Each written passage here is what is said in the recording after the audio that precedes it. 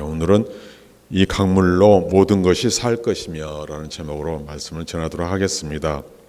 오늘 본문은 성전 본체 건물의 문지방에서 발원한 풍요로운 생명수가 성전 동편으로 흘러 그 수심을 더하여 큰 강을 이루고 죽음의 바다까지 이르러 그곳을 다시 살리시며 많은 고기와 나무를 자라게 하여 사람들이 풍요와 기쁨을 누리게 된다는 내용입니다.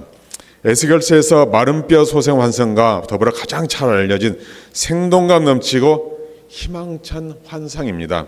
이는 하나님 어린 양의 보좌로 흘러나온 생명수가 만국을 소생케 하는 생명나무의 열매를 풍성케 한다는 요한계시록의 그 새 예루살렘 환상과 깊은 연관을 가지는 환상으로서 하나님의 풍성한 영적 축복과 그리스도를 통한 구속 사역이 모든 피조물에게 미칠 것을 보여주는 것이라 할 수가 있습니다.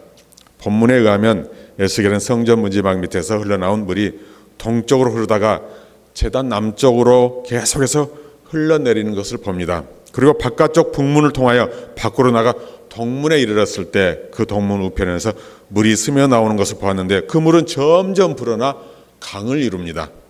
또 이 물은 계속해서 동쪽으로 올려 마침내 아라바 곧 사해에 이르게 되었는데 문자 그대로 죽음의 바다인 사해가 이 물로 말미암아 살아납니다. 생명의 역사를 일으키는 생명의 물이 된 것입니다. 이 물이 닿는 곳, 곧 강가는 옥토로 변하여 각종 과일나무가 자라나서 풍성한 열매들을 많이 맺게 됩니다. 여러분, 이 환상이 의미하는 말은 무엇입니까? 여기서 성전은 하나님께서 임재하신 곳입니다. 그리고 성전 문지방에서 흘러나온 물은 그것이 죽은 땅과 바다를 생명이 넘치는 곳으로 만들었다는 점에서 구원과 생명력을 상징합니다.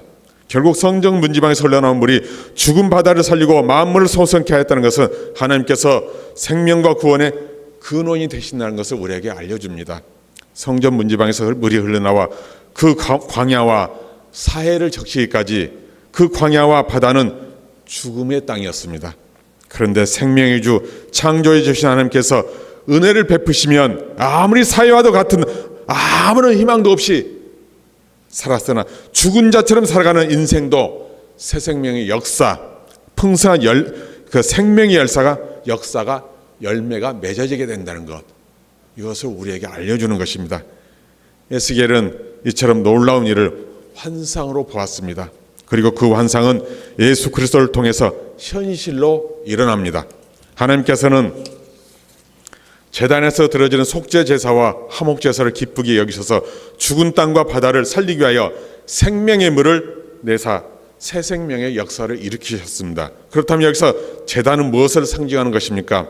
여기서 제단은 죄인들의 죄를 속하고 하나님과 죄인을 화목하게 하기 위하여 자기 몸을 제물로 바치신 예수님을 상징합니다. 예수님의 십자가입니다. 따라서 여기서 우리가 알 수 있는 것은 죄와 허물로 죽어있던 죄인들을 살리는 하나님의 새 생명의 역사는 예수 그리스도의 십자가가 있었기에 가능하다는 것입니다. 그리고 현실적으로 우리는 그러한 생명의 역사, 구원의 역사를 환상 중에서가 아니라 삶 속에서 체험하고 있습니다. 첫 번째는 여러분과 제가 주님의 십자가의 보혈의 피로 새롭게 태어났다는 것입니다. 생명을 얻었다는 것입니다. 그리고 우리 주변에 수많은 사람들이 아직도 지금도 여전히 계속해서 많은 영혼들이 생명을 얻어서 새 삶을 살아가고 있습니다. 우리의 죄를 예수 그리스도의 보혈로 정결케 씻으셨고 우리 힘만으로는 불가능한 구원의 삶, 축복의 삶, 생명의 삶을 성령의 권능과 인도하심, 강권하심으로 행하게 하신 것입니다. 광야와 사해 같은 인생이 옥토와 같고 풍성한 생명의 강이 흐르는 축복된 인생으로 뒤바뀌게 된 것입니다. 여러분 삶이 바뀌었습니다. 죽음의 인생이 생명의 인생으로, 열매를 맺지 못하던 인생이 풍성하게 열매를 맺는 인생으로 바뀌게 된 것입니다. 지금도 그 생명의 역사는 계속해서 일어나고 있습니다. 그들의 삶이 얼마나 절망적인 자리에 처했는지, 얼마나 비참하고 초라한 삶을 살았는지 상관없이 하나님의 생명과 거룩한 능력은 우리를 죄와 사망의 자리에서 일으키신 것처럼 또한 이 땅의 많은 영혼들을 그들을 다시 일으켜 세우실 것입니다. 죄와 허물로 죽은 인생들은 예수님을 통해야만 새 생명을 얻을 수 있습니다. 예수님을 통하지 않고 예수님의 십자가를 의지하지 않고는 아무도 새 생명의 역사에 동참할 수 없습니다. 왜? 예수님께만 생명이 있기 때문입니다. 우리에게 생명을 주시되 풍성한 생명, 넘치도록 충만한 생명을 공급하시는 분이 예수님이심을 여러분 믿으시기 바랍니다. 3절 5절 보면 성전에서 발원한 물은 성전으로부터 멀어질수록 더욱 불어났습니다. 마치 홍수처럼 불어났습니다. 성전 도문으로부터 1,000척 떨어진 곳에서 물의 깊이를 측량하니 처음에는 발목까지 이르렀습니다. 다시 또 측량하니 무릎까지 이르렀습니다. 다시 허리까지 이르렀습니다. 그리고 우리 키가 넘어가 버립니다. 제가 180이 넘는데 내 키를 넘는다는 것입니다. 여러분 키가 180 넘는다는 거 못 믿으십니까? 엄청나게 키가 큰데도 제 키를 넘어버립니다.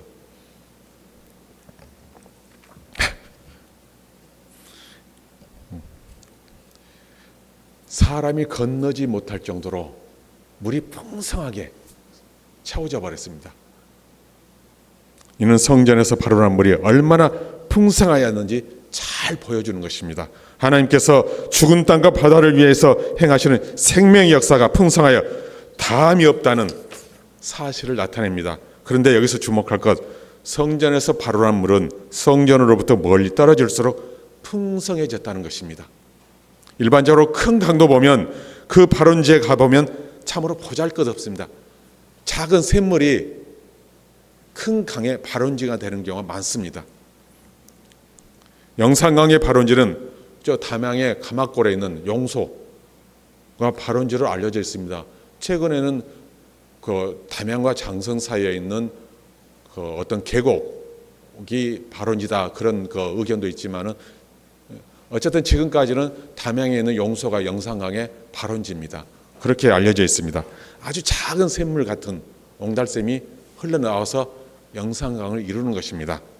이렇게 작은 샘물이 큰 폭을 이루는 거대한 강을 만듭니다. 그런데 성전에서 발원한 물로 형성된 강과 일반 강이 다른 점이 있습니다. 일반 강은 작은 샘물에서 흘러나옵니다. 근데 흘러가다가 다른 계곡에서 흘러나오는 물과 합쳐집니다. 그러므로 인해서 강물이 큰 강을 이루게 됩니다. 근데 이 성전에서 흘러나오는 샘물은 다른 강으로 합쳐지지 않습니다. 오직 성전에서 흘러나오는 그 샘물, 그 물로만 강을 이룬다는 것입니다. 성전에서 흘러나오는 물의 양이 같다면 그것이 흘러내려도 물줄기가 같거나 작아져야 정상입니다. 그런데 반대로 갈수록 물의 양은 풍성해져서 큰 강을 이루게 된 것입니다. 왜 하나님께서는 환상 가운데 이와 같은 모습을 보이신 것입니까? 여기서 말하는 물을 복음을 상징합니다. 예수님의 복음입니다. 죽은 땅과 바다를 소성시키는 물이 성전에서 멀어질수록 풍성하게 되었다는 것은 가까운 좁은 지역의 생명 역사보다 먼저 그 먼 지역으로 복음이 멀리 전파될수록 다양한 사람들을 구원하는 풍성한 생명의 역사를 일으킨다는 것입니다. 자, 한번 생각해 보십시오. 이스라엘에서 구원의 역사가 시작되었습니다. 그러면 이스라엘 백성들 안에서 예수 믿는 사람들 구원의 역사가 일어났습니다. 자, 이스라엘에서 시작해서 이방 나라로 퍼졌습니다. 먼 곳으로 이스라엘 백성들 수가 정해져 있습니다. 근데 먼 곳으로 세계 만민이 있는 먼 곳으로 흘러갈수록 그 많은 지역의 사람들이 구원받는다는 것입니다. 그래서 영혼 구원의 풍성한 열매를 맺게 된다는 것입니다. 하나님과 그리스도로 말미암아 시작된 복음의 놀라운 특징 중에 하나는 그것이 이루는 곳마다 풍성한 생명의 역사가 일어난다는 것입니다.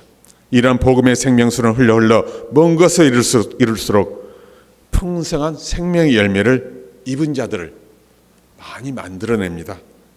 죽은 땅과 같은 영혼들을 다시 살려내는 것입니다. 죽은 바다와 같은 영혼들을 다시 살려내는 것입니다. 성전 문지방에서 발원한 물이 먼 곳으로 갈수록 풍성한 생명의 역사를 일으킨 것은 오늘 우리로 하여금 전파의 사명, 복음 전파의 사명, 땅 끝까지 이르러 복음을 전하라, 이 사명에 대한 중요성을 깨닫습니다. 사명이 우리에게 있다는 것을 잊지 마시기 바랍니다. 우리에게 주님이 주신 사명은 땅 끝까지 이르러 복음을 전하라입니다. 주의 말씀을 전하는 것입니다. 자, 성전에서 발원한 물은 1천尺곧 약 530m를 간격으로 하여 4번 측량되었습니다. 발목에서 시작해서 측량할 때마다 발목에서 무릎, 허리까지 갔고 맨 마지막 측량했을 때는 키를 넘는 깊이로 인하여 헤엄쳐서 가야 될 정도로 물이 풍성하게 차고 넘쳤습니다. 이처럼 성전으로부터 흘러나온 물의 수심이 갈수록 점점 더 깊어진 것은 성전으로부터 멀어질수록 물의 양이 급격하게 많아졌다는 것입니다. 자, 사해는 소금물입니다. 사해를 생명의 샘물로 살리려면 그 소금물을 능가하는 수많은 물이 넘쳐야 됩니다. 그래서 사해의 이 죽은 소금물을 생명의 물로 바꾸기 위해서 수많은 물이 그곳으로 흘러간 것입니다. 그래서 죽은 사해가 살아나게 된 것입니다. 그런데 하나님의 생명의 물로 나오는 자들에게 생명을 주실 때 풍성한 생명을 주십니다. 그런데 발목까지 찬 물에서부터 무릎, 허리, 사람 키가 넘는 물의 깊이까지 환상을 우리 신앙생활에 우리가 적용해서 생각할 수가 있습니다. 물이 발목부터 무릎과 허리까지 차는 것, 생명의 물에 발목을 담그거나 무릎만 담글 뿐 생명의 물 깊숙이 들어가지 않기에 생명은 있으나 생명력 넘치는 삶을 살지 못하는 경우가 많습니다. 우리가 마치 씨 뿌리는 자의 비유처럼 씨앗이 길가에 뿌려져 뿌리를 내리지 못하고 새에게 그 씨앗을 빼앗기는 것과 마찬가지입니다. 발목신앙이 그렇습니다. 발목신앙이 어떤 것입니까? 내 마음대로 신앙입니다. 교회 가고 싶으면 가고 가기 싫으면 안 가고 그냥 왔다 갔다 하는 것입니다. 발목신앙은. 그래서 은혜에 참여하지를 못하는 것입니다. 발목신앙은. 그저 등록 명부에 기록된 사람들과 같습니다. 우리 발목신앙인이 되지 말아야 합니다. 우리는 무릎까지 찼다는 것은 무릎을 꿇고 기도는 할 줄 압니다. 그러나 여전히 뿌리를 내리지 못합니다. 돌밭에 뿌려진 씨앗과 같습니다. 은혜를 받아도 금방 잃어버립니다. 여전히 세상 유혹에 약합니다. 무리의 허리에 찬 경우도 하나님을 알고 겸손하게 허리도 구부릴 줄 알지만은 어느 정도는 신앙의 모습으로 살아가지만은 여전히 자기 의지가 강합니다.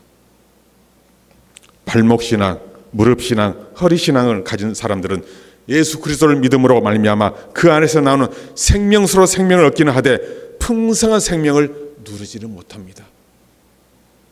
생명력 있는 삶을 살지 못한다는 것입니다. 이들은 죽었다가 살긴 하였지만 그 삶은 창백하고 피곤하기 짝이 없습니다. 왜 그렇습니까? 그들의 깊은 생명의 물로 들어가지 않았기 때문입니다. 아직 내려놓아야 할 것도 많습니다. 지고 있는 것도 많습니다. 그리스도 안에는 풍성한 생명이 예비되어 있으나 그 안으로 깊숙이 들어가지 않고는 절대 생명력이 넘치는 삶을 우리가 살아갈 수가 없습니다.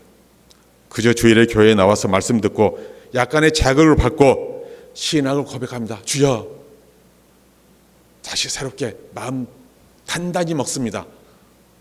교회 문 나가서 주일이 끝나고 하루가 시작되는 월요일이 되면은 언제 그랬나는 듯이 다 잊어버릴 때가 많습니다. 말씀을 듣고 약간의 자극을 받고 신앙 고백을 하는 것은 생명의 물에 발목을 담그는 것에 지나지 않습니다. 그러므로 성도는 키가 넘는 깊이에 헤엄쳐야 하는 그 깊은 곳으로 들어가 그 생명수에 자신을 온전히 던져야 됩니다. 우리가 물 깊이를 깊은 물에 들어가면 내가 죽을 줄은 모르는데 그렇게 생각할 수 있습니다. 그러나 주님이 주시는 생명의 물에는 죽지 않습니다. 내가 몸을 다 던질수록 나는 다시 살아납니다. 그 생명력을 누릴 수가 있는 것입니다.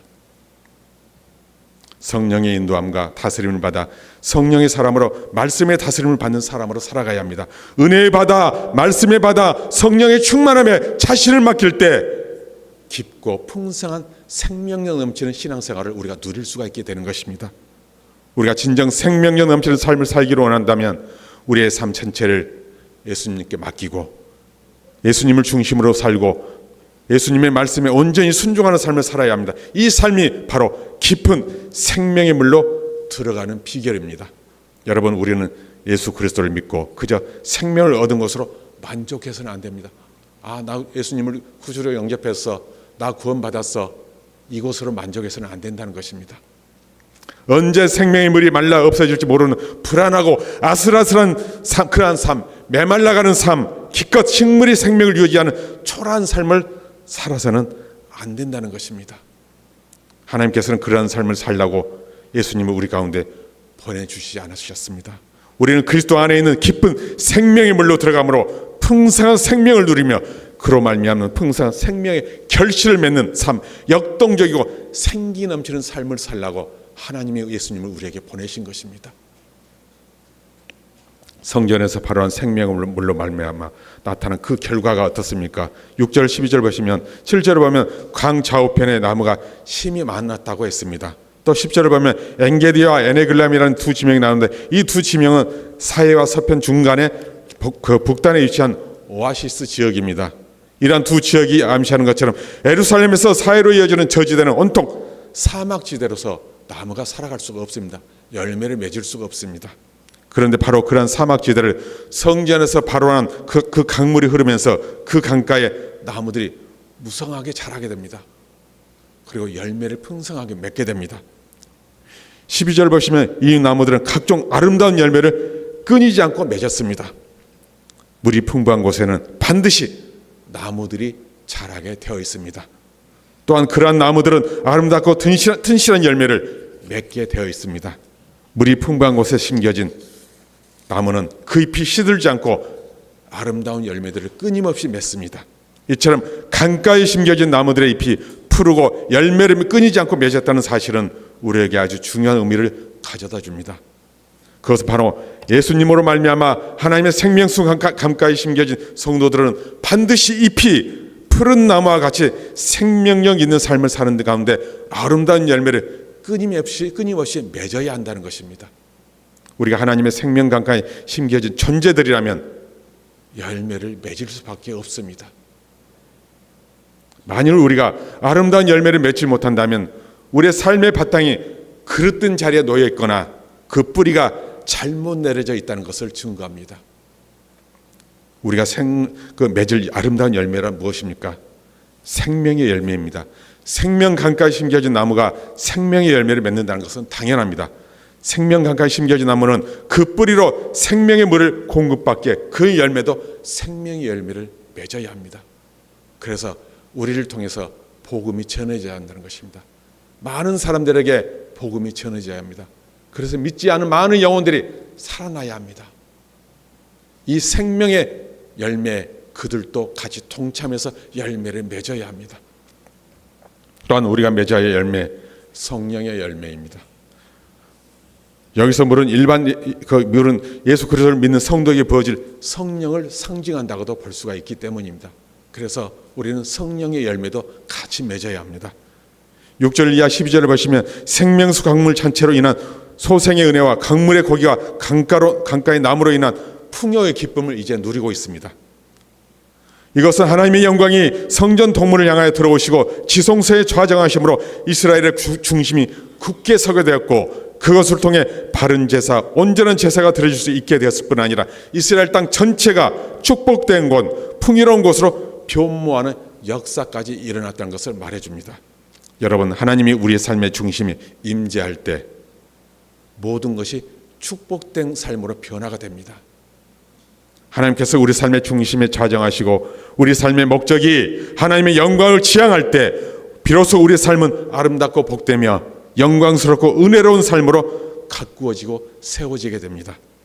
우리는 오늘 말씀을 통해 하나님이 우리 삶의 중심에 좌정하시는 것, 그분을 우리 삶의 주인으로 모시는 삶이 얼마나 복된 삶인지를 알아야 합니다. 하나님을 왕으로 주인으로 모신 삶을 살아갈 때 우리의 삶은 복되게 됩니다. 영원한 삶으로 바뀌게 됩니다. 온전한 삶으로 바뀌게 됩니다.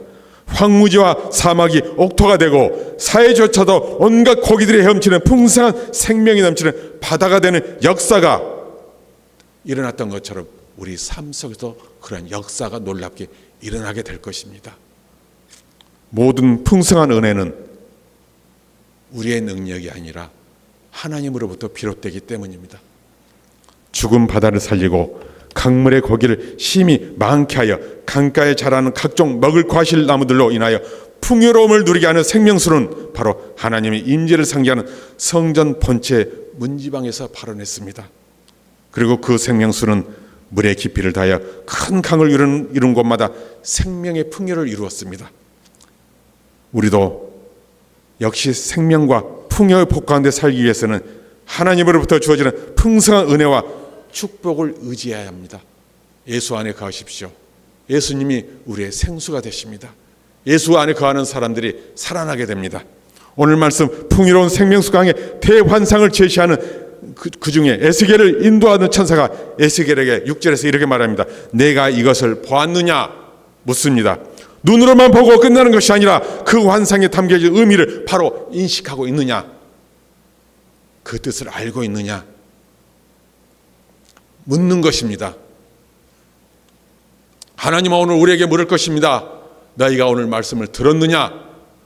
듣는 것으로 끝나는 것이 아니라 우리 마음에 새겨져야 하고 깨달아야 하고 열매로 맺어져야 한다는 것을 하나님은 묻는 것입니다. 오늘 우리도 보아야 합니다. 이미 예수님을 통해 그 은혜와 생명의 시대를 우리는 살아가고 있습니다. 은혜의 강물에 생명의 강물에 성령의 다스리심에 여러분의 모든 것을 던지십시오. 맡기십시오. 그것이 우리가 사는 길이고 우리가 회복되는 길이며 은혜와 복을 받는 비결입니다. 지금 우리의 심령은 어떻습니까? 성령으로 충만합니까? 생수가 차고 넘칩니까? 아마 그렇지 않을 것입니다. 솔직히 우리는 갈급할 때가 훨씬 더 많습니다. 이제 기도하십시오. 주여, 이제 이 갈급한 심령에 생수를 부어주옵소서. 다시 살아나게 하옵소서. 주께서 주시는 은혜의 강, 생수의 강이 내 삶에 차고 넘치게 하옵소서. 날마다 기도하십시오.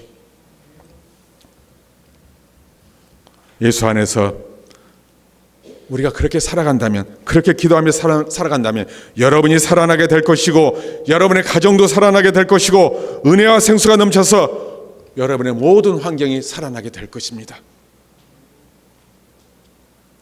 무엇보다도 우리 교회가 생수가 넘치는 교회가 되기를 바랍니다. 그래서 우리 교회에서 흘러넘치는 생수로 인해서 이 지역에 많은 영혼들이 살아나는 역사가 있기를 바랍니다. 또한 여러분의 심령이 생수가 넘치는 심령으로 바뀌기를 바랍니다. 그러면 우리는 심령이 살아나야 합니다. 심령이 살아나야 내 신앙이 건강하게 회복됩니다. 또한 여러분의 가정이 생수가 넘치는 가정으로 살아나기를 바랍니다. 또한 여러분의 형제 중에 믿지 않는 형제들의 그 가정에, 그들의 삶에 주님의 생명에 넘치는 그 생수가 흘러넘쳐서 그들도 구원의 은혜를 입고 이 생명력 넘치는 삶에 동참할 수 있기를 바랍니다. 여러분의 삶이 생명수로 인하여 다시 회복되고 질병으로 무너진 육체가 생기를 받아 다시 살아나며 그 놀라운 생명수 넘치는 은혜로 아름답고 풍성한 열매를 맺으시기를 바랍니다. 또 여러분을 통해 교회와 가정이 복되게 하시고 직장과 형제 자매들과 이웃까지 복음을 듣고 구원받아 하나님이 주시는 은혜의 생수로 생명력 넘치는 복된 삶을 살아가시기를 주님의 이름으로 축원합니다. 주님 감사합니다. 죄로 말미암아 죽을 수밖에 없었던 우리에게 오직 은혜로 예수님을 통해 생수를 부어주시고 구원하여 주셔서 하나님의 백성으로 살아가게 하시니 감사를 드립니다. 우리 안에 성령을 부어주시고 은혜의 생명수 넘치는 강물에 온전히 잠기어 성령의 생명을 전하며 살리는 사람으로 살게 하시고 주께서 주시는 은혜와 풍성한 축복의 열매를 맺게 하여 주시옵소서. 예수님 이름으로 기도드립니다. 아멘.